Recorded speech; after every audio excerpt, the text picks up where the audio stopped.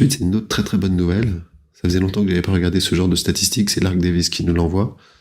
C'est que tout est tracé sur le Bitcoin, hein, et l'idée c'est qu'aujourd'hui, pour la première fois, on a passé le cap.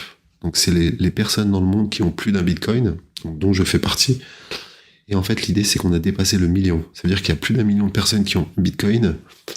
Ça fait, on va dire, allez, 14 ans vraiment que le Bitcoin existe. Imaginez dans 10 ans, peut-être il y en aura 10 millions.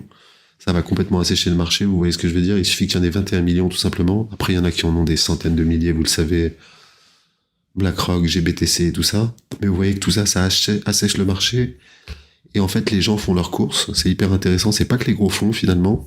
On voit que depuis que le Bitcoin s'écroule, en particulier depuis 2022, le Bitcoin a vraiment chuté.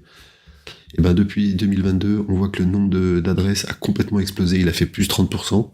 Et ça veut dire que les particuliers, parce que un Bitcoin, c'est bien sûr des gros fonds et tout ça, mais c'est aussi des particuliers.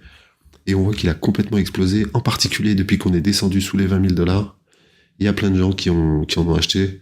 Il y en a 100 000 d'un coup qui ont acheté au moins un Bitcoin, depuis début novembre, depuis la chute. Donc ça, c'est une très très bonne nouvelle. Bien évidemment, bullish pour le marché.